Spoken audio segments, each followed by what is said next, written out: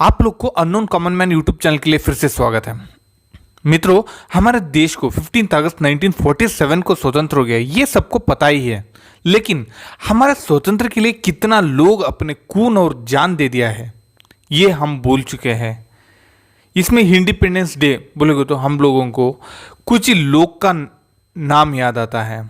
दोस्तों, इस वीडियो में हम जानेंगे ऐसा फॉरगॉटन लेडी फ्रीडम फाइटर के बारे में।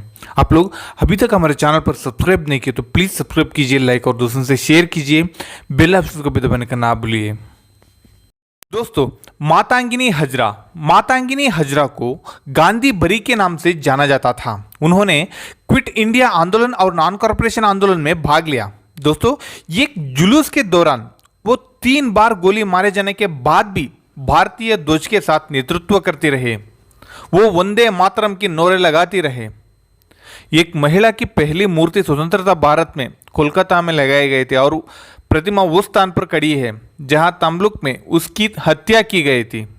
यहां तक कि कोलकाता का बहुत सारा रोड का नाम भी उन्हीं का नाम पर है। दोस्तों, दूसरा है कनकलता बरुआ। कनकलता बरुआ को बीरबल के नाम से भी जाना जाता है। वो असम की एक भारतीय स्वतंत्रता सेनानी थी। उन्होंने 1942 में भरंगाबड़ी में क्विट इंडिया आंदोलन में अग्रणी भूमिका निभाई और हाथ में राष्ट्रीय ध्वज लिए महिला स्वयंसेवकों की पंक्ति की शीर्ष पर खड़ी रही। उन्होंने अग्रजों के प्रभुत्व वाले गोपुर पुलिस स्टेशन पर ब्रिटिश साम्राज्यवादियों को वापस जाना चाहिए नोरे लगाकर झंडा फहराने लक्ष्य रखी, लेकिन अंग्रेजी ने इससे प्रतिबंधित कर दिया। हालांकि उसने ये समझाने की कोशिश की कि इसके इरादे नेक थे। ब्रिटिश पुलिस ने उसे कई अन्य पिकेटर्स के साथ गोली मार दी और 18 साल की उम्र में उसने देश के लिए अपना जीवन बलिदान कर दिया। दोस्तों, तीसरा है अरुणा आसिफ अली। अरुणा आसिफ अली स्वतंत्रता आंदोलन की ग्रैंड ओल्ड लेडी के रूप में लोकप्रिय है। वो एक भारतीय स्वतंत्रता कार्यकर्ता और एक स्वतंत्रता सेनानी थी जिन्हें क्विट इंडिया आंदोलन के दौरान बॉम्बे की ग्वालियर टैंक मैदान में भारतीय राष्ट्रीय कांग्रेस का झंडा फहराने के लिए जाना जाता है। उन्होंने नमक सत्याग्रह आंदोलन के साथ साथ अन्य विरोध मार्च में भी भाग लिया है और उन्हें जेल में डाल दिया गया। उन्होंने राजनीतिक बंदियों को संगठित करके भूख हड़ताल शुरू करके जेलों में दिए अन्य व्यवहारों का विरोध भी कर रहा था।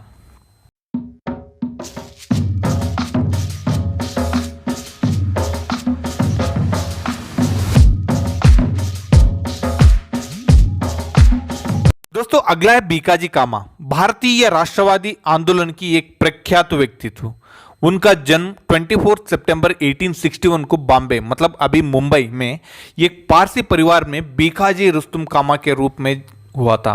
खैर, हम बात कर रहा है मैडम कामा की, जो एक अच्छे परिवार से आती थी और उसके पिता सूराबजी प्रामजी पटेल पारसी समुदाय के एक शक्तिशाली सदस्य थे। उन्होंने पुरुष और महिलाओं के बीच का समानता पर जोर दिया। उसने अपनी सारे संपत्ति युवा लड़कियों का एक अनाथालय की मदद के लिए दे दी।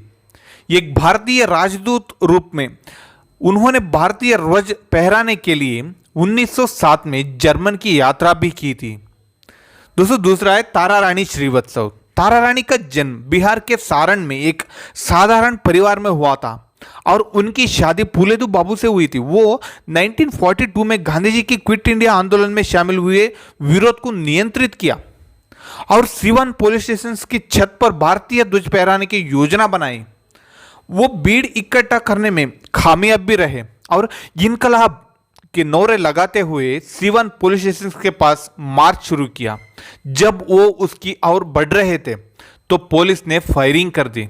फूलेदू मारा गया और जमीन पर गिर गया। निडर तारा ने अपनी साड़ी से मदद से उसे बांध दिया और भारतीय ध्वज को थामे हुए इनकलाब के नोरे लगाते हुए भीड़ को स्टेशन की ओर ले जाती रही। तारा के वापस आने पर उनकी पति की मृत्यु हो गई थी, लेकिन उन्होंने स्वतंत्रता संग्राम का समर्थन करने का जारी रखा। दोस्तों, मूलमती। उन्हें उनके नाम से कोई नहीं जानता, लेकिन उन्होंने स्वतंत्रता संग्राम में राम प्रसाद बिस्मिल की मां के रूप में महत्वपूर्ण भूमिका निभाई। राम प्रसाद 1918 के प्रसिद्ध मैनपुरी षड्यंत्र और 1925 काकोरी षड्यंत्र में शामिल एक क्रांतिकारी थे। 19 दिसंबर 1927 को गोरखपुर जेल में उन्हें गिरफ्तार करके फांसी पर लटका दिया था। मूलमती एक सीधी सादी महिला थी। उन्होंने अपने बेटे को आजादी के संघर्ष में सहारा दिया और मदद के साथ ही फांसी से पहले अपने बेटे को देखने गोरखपुर जेल में भी गई थी। राम प्रसाद अपनी मां को देखकर रो पड़े, जो अड़िग रही। वो अपनी प्रतिक्रिया पर दृढ़ थी और उससे कहा कि उसके जैसा पुत्र पाकर गर्व है। एक जनसभा में, एक भाषण में उनकी मृत्यु के बाद उन्होंने अपने दूसरे बेटे का हाथ भी उठाया और उन्हें स्वतंत्रता आंदोलन की पेशकश की। स्वतंत्रता संग्राम में उनके अटूट समर्थन और विश्वास के बिना रामप्रसाद बिस्मिल के पास अपने चुने हुए रास्ते पर चलना नहीं हो सकता था। दोस्तों, दूसरा है लक्ष्मी सहगल। लक्ष्मी सहगल एक पूर्व भारतीय सेना अधिकारी थी जिन्हें कैप्टन लक्ष्मी कहा जाता था। उन्होंने नेताजी सुभाष चंद्र बोस द्वारा स्थापित इंडियन नेशनल आर्मी INA के लिए एक बंदूक उठाई और स्वतंत्रता संग्राम में एक भागिन की तरह इसका नेतृत्व किया। वो झांसी रेजिमेंट की रानी की स्थापना और नेतृत्व करने की प्रभावी थी, जिसमें महिला सैनिक शामिल थे। INA में शामिल होने से पहले उन्होंने द्वितीय महायुद्ध में अपनी भूमिका के लिए बर्मा जेल में सजा काट ली थी।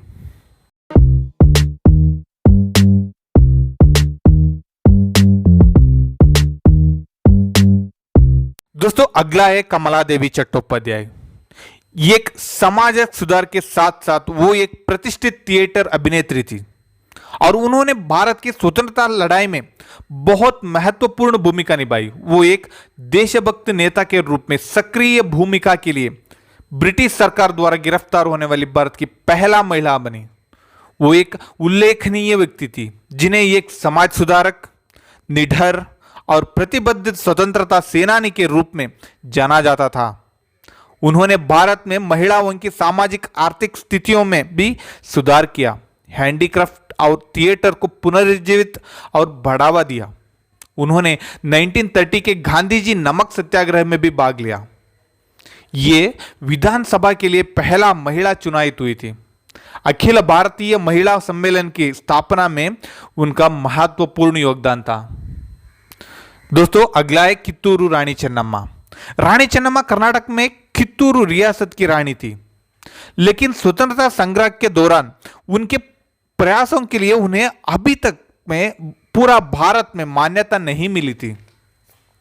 डॉक्ट्रिन ऑफ लैप्स की ब्रिटिश नीति के खिलाफ उन्होंने 1824 में 33 साल की उम्र में नेतृत्व किया था। राष्ट्र के लिए अपने जीवन को त्यागने में प्रतिरोध समाप्त हो गया। उनका यह पराक्रम आज भी महिलाओं को प्रेरणा है। दोस्तों, अगला सुचेता कृपलानी। सुचेता कृपलानी एक गांधीवादी थी, भारतीय स्वतंत्रता सेनानी और राजनीतिज्ञ थी। भारतीय राष्ट्रीय कांग्रेस में शामिल हुए और भारतीय राज्य यूपी के पहला मुख्यमंत्री बनी और 1940 में अखिल भारतीय महिला कांग्रेस में भी काम किया था। 15 अगस्त 1947 को उन्हें संविधान सभा में वंदे मातरम भी गाई थी। दोस्तों, ऐसे हजारों फ्रीडम फाइटर्स हमारे स्वतंत्रता के लिए उनका बलिदान दिए हैं। इसको अच्छा तरीका से इस्तेमाल करने का जिम्मेदारी हमारा ऊपर है। हमारे ऐसे लाखों फ्रीडम फाइटर्स को नमन करते हुए ये वीडियो को इधर ही खत्म करेंगे। आप लोग अभी तक हमारा चैनल पर सब्सक्राइब नहीं किए तो प्लीज सब्सक्राइब कीजिए, लाइक और दोस्तों से शेयर कीजिए, बेल आइकन को भी दबाने का ना भूलिए। और एक इंटरेस्टिंग वीडियो के साथ मैं आप लोगों को नेक्स्ट वीडियो में मिलूंगा। तब तक miss me and bless me. जय हिंद, वंदे मातरम।